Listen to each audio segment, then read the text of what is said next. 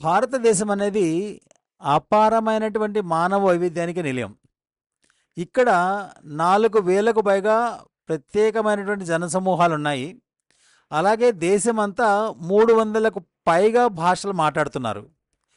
వీటిలో చాలామంది కఠినమైనటువంటి ఎండోగమిని పాటిస్తారు. ఈ విధమైనటువంటి ఎండోగమి ప్రాక్టీసెస్ వల్ల ఏమవుతుందంటే జీన్ ఫ్లోకు పెద్ద అడ్డంకులు ఏర్పడతాయి.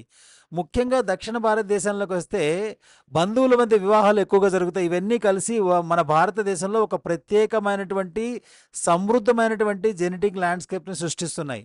అయినప్పటికీ భారతీయ జాతుల ప్రాతినిధ్యం ప్రపంచ జీనోమిక్ స్టడీస్లో చాలా తక్కువగా ఉన్నాయి. భారతీయ సమాజాలను బాగా క్షుణ్ణంగా పరిశీలించి పరిశోధన చేసినట్లయితే దీని ద్వారా మన పరిశోధనల ద్వారా ఆరోగ్య రంగంలో ఉన్న లోటుపాట్లు తగ్గించుకొని దీనివల్ల మన వ్యాధి ప్రమాదాలను ఖచ్చితంగా అంచనా వేయచ్చు, తొందరగా గుర్తించవచ్చు. మెరుగైనటువంటి డయాగ్నోసిస్, బలమైనటువంటి క్లినికల్ కేర్ మరియు ప్రెసిషన్ మెడిసిన్లో ఒక విశేషమైనటువంటి పురోగతిని సాధించడానికి దోహదపడుతుంది.